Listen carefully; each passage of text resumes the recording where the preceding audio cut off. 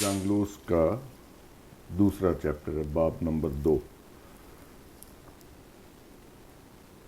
तो शुरू करते। लाली कमरे में वापस आया। रहीम दाद खामोश खड़ा था और शादा उसी तरह खोई खोई बैठी थी। उसने लाली की जानिब नज़र ना उठाई, मगर लाली खामोश ना रहा। उसने शादा को मुखातिब किया, ये कपड़े तो बदल ले, जा फटाफट नहा ले। लेकिन शादा उठने पर आमादा ना हुई। बेजारी से बोली, मैनू कहीं नहीं जाना, यहीं बैठा रहना दे, बहुत थक गई हूँ। क्या चाहती है? अगर तुझे जेल ही जाना है तो मुझे क्यों रोका?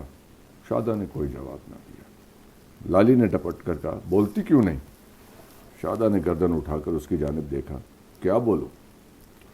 जो कह रहा हूं वो कर, कपड़े बदल ले, मज को पट्ठा दे, हमें भी रोटी खिला, सख्त भूख लगी है, पहले पानी पिला। शादा ने उसकी सारी बातें खामोशी से सुनी।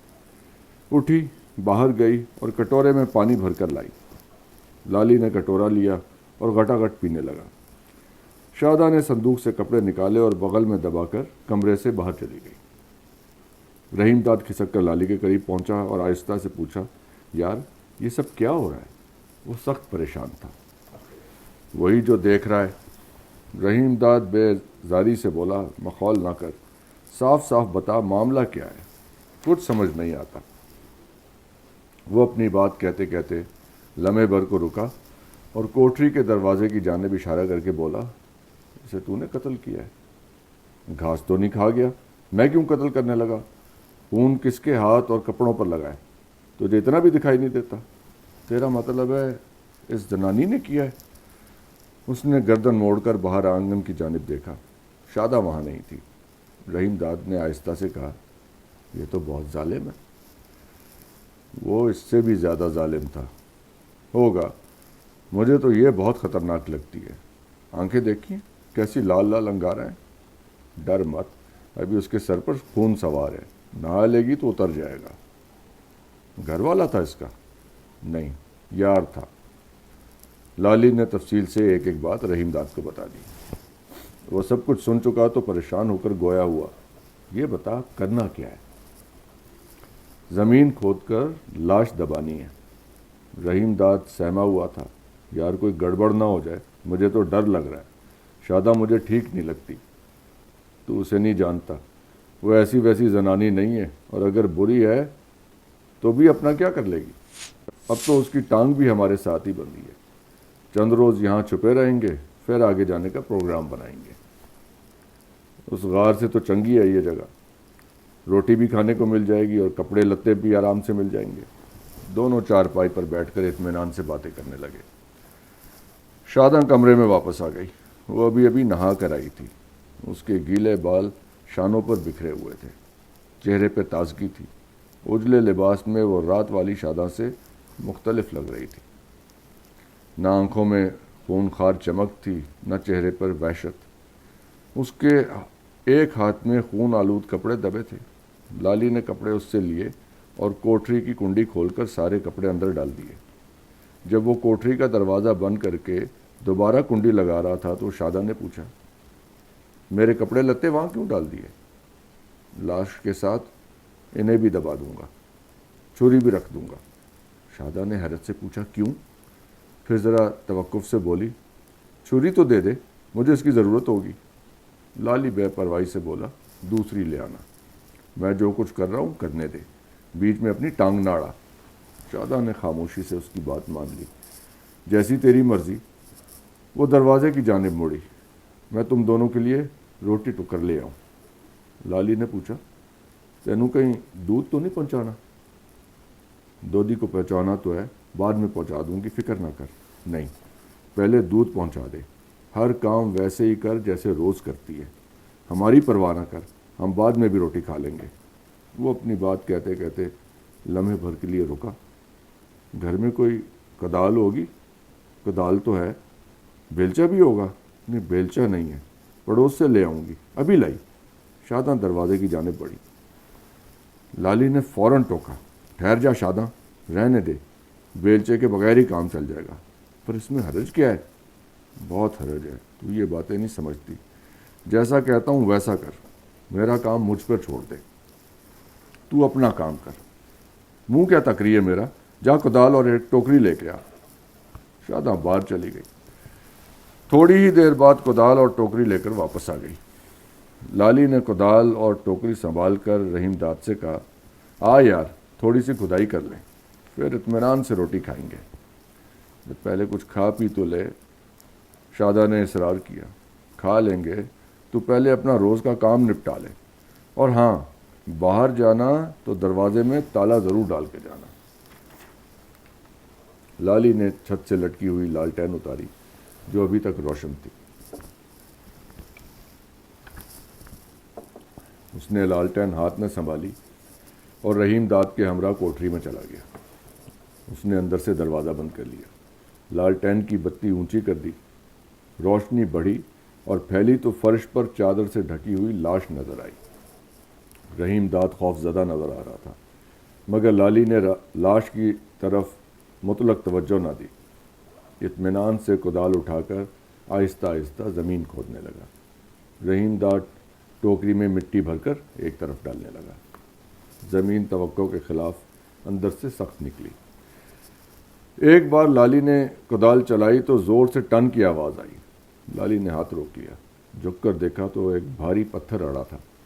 اسے نکالنے میں لالی اور رحیم داد پسینے پسینے ہو گئے۔ ذرا دم لینے کو رکے تھے کہ دروازے پر آہٹ ہوئی، ساتھ ہی شاداں کی آواز ابھری، دروازہ کھول، میں ہوں شاداں۔ لالی نے دروازہ کھول دیا۔ رحیم داد کے ہمراہ باہر آ گیا۔ دونوں بہت تھکے ہوئے نظر آ رہے تھے۔ شاداں نے آہستہ سے پوچھا، ہو گیا کام؟ لالی منہ بگاڑ کر بولا، اتنی جلدی کیسے ہو جائے گا کام؟ کیا تو نے ہمیں گورکن سمجھ رکھا ہے؟ منہ ہاتھ دھو لو، میں ابھی تمہارے لیے روٹی لاتی ہوں۔ دونوں باہر آنگن میں گئے اور کنویں سے پانی نکال کر منہ ہاتھ دھونے لگے۔ اب ہر طرف زرد زرد دھوپ پھیلی ہوئی تھی۔ گلی میں بچے شور مچا رہے تھے، کہیں قریب دو عورتیں چیخ چیخ کر لڑ رہی تھیں۔ رحیم داد نے یہ آوازیں سن کر بیرونی دروازے کی جانب دیکھا۔ دروازہ بند تھا اور زنجیر چڑھی ہوئی تھی۔ دونوں آنگن میں زیادہ دیر نہیں ٹھہرے، کمرے کے اندر آ کر چٹائی پر بیٹھ گئے۔ انہیں زیادہ دیر انتظار نہیں کرنا پڑا۔ شاداں ناشتہ لے کر آ گئی۔ ناشتے میں روٹی تھی، ساگ تھا، مٹی کی ٹوٹی میں تازہ تازہ مکھن تھا اور 2 گلاسوں میں لسی تھی۔ دونوں کو سخت بھوک لگی تھی، وہ کھانے پر پل پڑے۔ شاداں ان کے قریب ہی بیٹھ گئے اور اصرار کر کے کھانا کھلانے لگی۔ بار بار مکھن نکال کر روٹی پر ڈال دیتی، اپنے بھینس کی اور اس کے دودھ کی تعریف کرتی۔ اس نے اپنے بکھرے ہوئے بال سنوار لیے تھے۔ اس کے چہرے پر ہلکا ہلکا دکھ کا سایہ تھا، آنکھوں میں جلتے بجھتے چراغ روشن تھے۔ اس کے جسم سے پسینے کی ہلکی ہلکی مہک اٹھ رہی تھی۔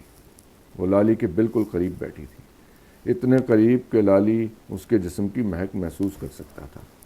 لالی کو اس کا اس طرح سامنے بیٹھ کر چاؤ کھانا کھلانا بہت اچھا لگا۔ وہ کچھ زیادہ ہی کھا گیا۔ اس نے لسی کا پورا گلاس چڑھایا اور زور سے ڈکار لی۔ مزہ آ گیا۔ اس نے مڑ کر شاداں کو دیکھا۔ وہ بڑی طرح دار عورت تھی۔ اس کے چہرے پر ڈھلتی دھوپ کی جگمگاہٹ تھی۔ شاداں نے گردن کو خم دے کر دروازے کی جانب دیکھا۔ لالی کو شاداں کا یہ انداز بھا گیا۔ مسکرا کر اس سے مخاطب ہوا، شاداں تو بہت زور آور ہے، سونی بھی ہے، کیا بات ہے تیری؟ وہ اپنی بات کہتے کہتے رکا۔ سچ جان بالا تجھے پہچان نہیں سکا، نیچ اور گھٹیا تھا۔ شاداں نے جھٹ لالی کے منہ پر ہاتھ رکھ دیا۔ ایسی بات مت کر۔ اس کا ہاتھ کھردرا اور سخت تھا، لہجہ بھی کھردرا تھا۔ تو میرے سامنے ایسی گل نہیں کہہ سکتا۔ وہ تجھے بھی مجھ سمجھتا تھا، دودھ دینے والی مجھ، بوڑھی ہو جائے گی تو کسائی کے کھونٹے سے باندھ دو۔ غلط کہہ رہا ہوں میں؟ شاداں کو اس کی بات پسند نہ آئی، دل ملا کر چیخی، یہ میرا اور اس کا معاملہ ہے، تو کون ہوتا ہے بولنے والا؟ تھانے دار ہے؟ لالی کھسیانہ ہو کر رہ گیا۔ انگلی سے سر کھجاتے ہوئے نرمی سے گویا ہوا، یہ بتا۔ شاداں بات کاٹ کر بیزاری سے بولی، مجھ سے کچھ نہ پوچھ۔ وہ ابھی تک ناراض تھی۔ لالی نے کوئی بات نہیں کی، چپ چاپ بیٹھا رہا۔ کمرے میں گہری خاموشی چھا گئی۔ رحیم داد خاموشی سے اکتا کر بولا، مجھے تو اونگ آ رہی ہے، لالی تیرا کیا ارادہ ہے؟ لالی کے کچھ کہنے سے پہلے شاداں بول پڑی، سو جاؤ کچھ دیر، رات بھر کے جاگے ہوئے ہو۔ شاداں کے لہجے میں پہلے جیسی تلخی نہیں تھی۔ لالی نے اس کا بدلا ہوا انداز دیکھا تو اسے مخاطب کیا، تجھے بھی تو نیند آ رہی ہوگی، تو سوئی کب؟ میری فکر نہ کر، میری آنکھوں میں بالکل نیند نہیں۔ دودھی کو دودھ پہنچانا ہے، ملک کی حویلی پر کام کرنے جانا ہے، اور بھی بہت کام دھندا کرنا ہے۔ وہ کھڑی ہو گئی، دروازہ اندر سے بند کر لینا، ویسے جب میں باہر جاؤں گی تو تالا ڈال جاؤں گی۔ شادہ کمرے سے باہر چلی گئی۔ رحیم داد نے اٹھ کر دروازہ بند کیا۔ دونوں وہیں چٹائی پر ٹانگیں پسار کر لیٹ گئے۔ رحیم داد کچھ دیر جاگتا رہا اور بے چینی سے کروٹیں بدلتا رہا۔ لالی لیٹتے ہی سو گیا۔ کچھ دیر بعد رحیم داد کو بھی نیند آ گئی۔ وہ دونوں تھکے ہوئے تھے اور رات بھر کے جاگے ہوئے تھے، بے خبر ہو کر سو گئے۔ انہیں کچھ بھی خبر نہ ہوئی کہ شاداں کب گھر سے باہر گئی۔ کمرے میں ہلکا ہلکا اندھیرا چھایا تھا۔ باہر آنگن میں گہری خاموشی تھی۔ شاداں ابھی تک واپس نہیں آئی تھی۔ دونوں اٹھ کر کوٹری میں چلے گئے۔ دن کی دھندلی دھندلی روشنی میں کھدائی کرتے رہے۔ جب اندھیرا بڑھ گیا تو لالی نے لالٹین روشن کر لی۔ کھدائی مشکل تھی، بار بار کدال پتھروں سے ٹکرا کر پلٹ جاتی، مگر انہوں نے ہاتھ نہیں روکا۔ لالی تھک جاتا تو رحیم داد کدال سنبھال لیتا۔ دونوں باری باری ڈیوٹی بدلتے رہے۔ بہت دیر بعد دروازے پر دستک ہوئی۔ لالی نے دروازہ کھولا، سامنے شاداں کھڑی تھی۔ لالی اور رحیم داد کوٹری سے نکل کر کمرے میں آ گئے۔ انہوں نے دیکھا باہر آنگن میں اندھیرا پھیلا ہے۔ پہر رات گزر چکی تھی، گاؤں پر بھی سناٹا چھا گیا تھا۔ شاداں نے آہستہ سے پوچھا، کتنا کام رہ گیا ہے؟ ابھی بہت کام ہے، میں زمین زیادہ گہری کھودنا چاہتا ہوں، روٹی کھا لے۔ لالی آمادہ نہ ہوا، ابھی نہیں، کام ختم کرنے کے بعد۔ رحیم داد نے بھی لالی سے اتفاق کیا۔ دونوں جلد سے جلد کام نپٹا دینا چاہتے تھے۔ شاداں نے جھک کر سرگوشی کی، کدال آہستہ چلا، آواز سنائی پڑتی ہے۔ لالی نے مسکرا کر اسے چھیڑا، ڈھول بجانا شروع کر دے۔ مسکری نہ کر، میں ٹھیک کہہ رہی ہوں، مجھے ڈر لگ رہا ہے۔ تجھے ڈر بھی لگتا ہے؟ شاداں جھینپ کر رہ گئی۔ لالی نے مزید کوئی بات نہیں کی۔ وہ رحیم داد کے ہمراہ کوٹری میں چلا گیا۔ کھدائی شروع ہو گئی۔ اس دفعہ دونوں سنبھال سنبھال کر کدال چلا رہے تھے تاکہ آواز پیدا نہ ہو، مگر اس طرح کھدائی کی رفتار سست پڑ گئی۔ آدھی رات سے کچھ پہلے انہوں نے خوب گہری قبر کھود لی۔ دونوں نے لاش اٹھائی اور نیچے اتارنے لگے۔ اسی وقت شاداں دروازہ کھول کر اندر آ گئی۔ اس نے آتے ہی لاش کے چہرے سے چادر اٹھا دی اور گہری نظروں سے اسے دیکھتی رہی۔ بالے کا بے جان چہرہ مٹیالہ پڑ چکا تھا، آنکھیں کھلی ہوئی تھیں اور پہلے سے زیادہ بے نور ہو گئی تھیں۔ لاش سے ہلکی ہلکی بدبو اٹھ رہی تھی۔ لالی نے شاداں کو زیادہ دیر وہاں ٹھہرنے نہیں دیا۔ اس بار شاداں نے اپنے سینے پر نہ دھوتڑ مارا، نہ چیخی، نہ روئی، چپ چاپ باہر چلی گئی۔ لالی اور رحیم داد نے اس کے جاتے ہی لاش بستر میں لپیٹ کر نیچے لڑکا دی۔ شاداں کے خون آلود کپڑے اور چھری بھی ڈال دی اور جلدی جلدی پتھر اور مٹی ڈال کر گڑھا بھرنے لگے۔ گڑھا بھرنے کے بعد جو مٹی بچ گئی وہ انہوں نے کوٹری میں پھیلا کر برابر کر دی۔ رحیم داد بالٹی میں پانی لے کر آیا۔ لالی نے کوٹری کے فرش پر پانی چھڑک دیا۔ جب ہر کام لالی کی مرضی کے مطابق ہو گیا تو وہ کوٹری کا دروازہ بند کر کے رحیم داد کے ساتھ باہر آ گیا۔ شاداں دالان میں چپ بیٹھی تھی۔ لالی نے آتے ہی کہا، فٹافٹ روٹی لا، بہت بھوک لگی ہے۔ شاداں خاموشی سے اٹھ کر کھڑی ہو گئی۔ جب وہ جانے لگی تو لالی نے ٹوکا، کل کوٹری میں لکڑیاں یا بھوسا بھر دینا اور اس میں تالا لگا دینا۔ تجھ سے یہ کام نہ ہو تو ہم دونوں کر دیں گے، فکر نہ کر، سب کام ٹھیک ٹھاک ہو گیا۔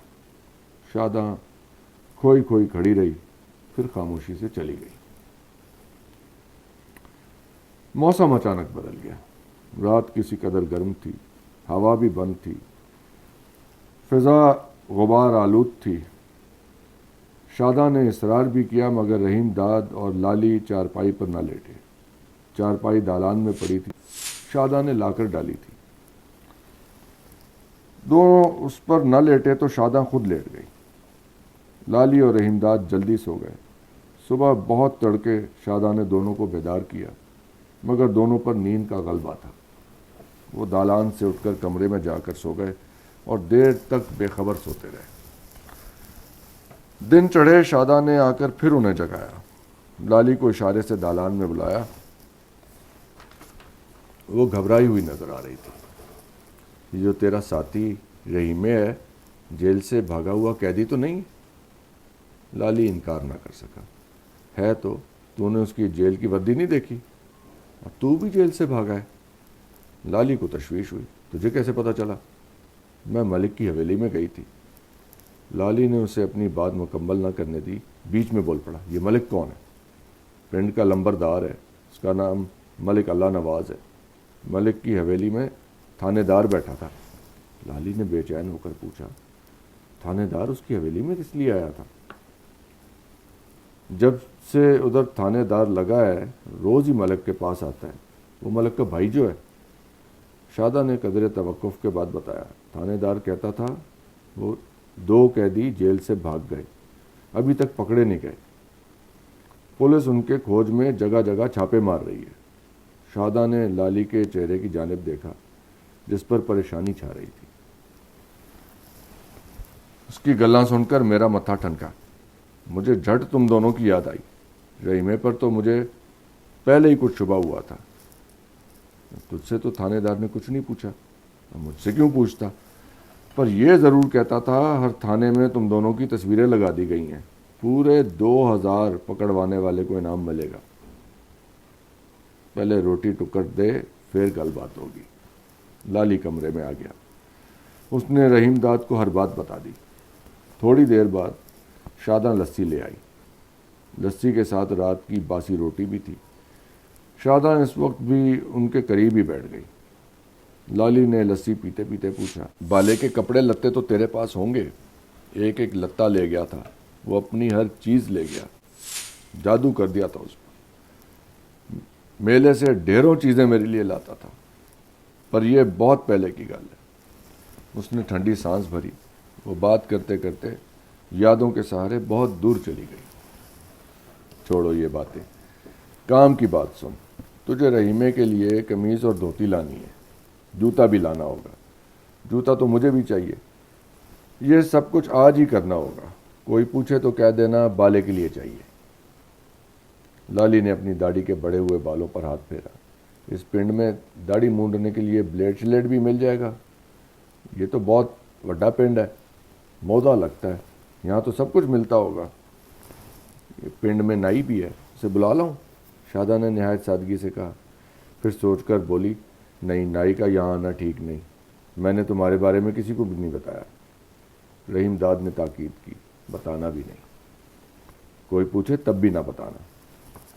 شاداں ہاتھ ہلا کر بولی، فکر نہ کر، کسی کو پتہ نہیں چلے گا۔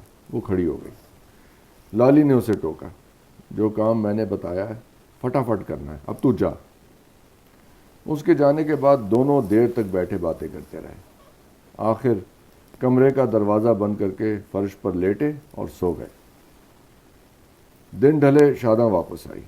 اس نے آتے ہی لالی اور رحیم داد کو اپنی کارگزاری سنائی۔ قمیض کا کپڑا خرید کر اس نے گاؤں کے درزی کو سلنے کے لیے دے دیا تھا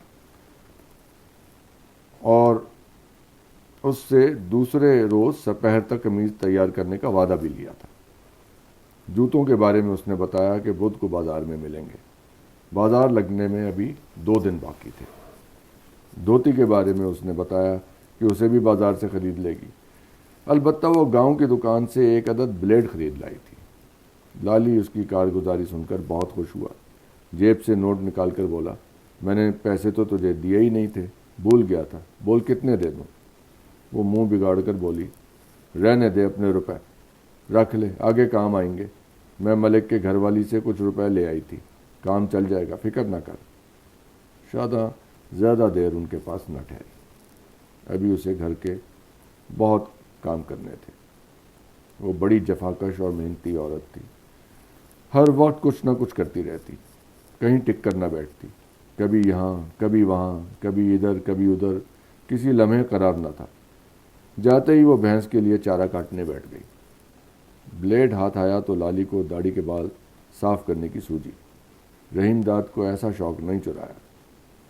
ویسے اس کی داڑھی کے بال اتنے بڑھ گئے تھے کہ بلیڈ سے مونڈنا آسان نہیں تھا، مگر اس نے کپڑے دھونے کا صابن اور پانی ملا کر لالی کی داڑھی کے بال کسی نہ کسی طور صاف کر دیے۔ داڑھی ٹھیک سے نہیں مونڈی تھی، چہرے پر کئی جگہ بلیڈ کے نشان بھی لگ گئے تھے، مگر لالی خوش تھا، آئینہ ہاتھ میں لے کر بار بار اپنی صورت دیکھتا۔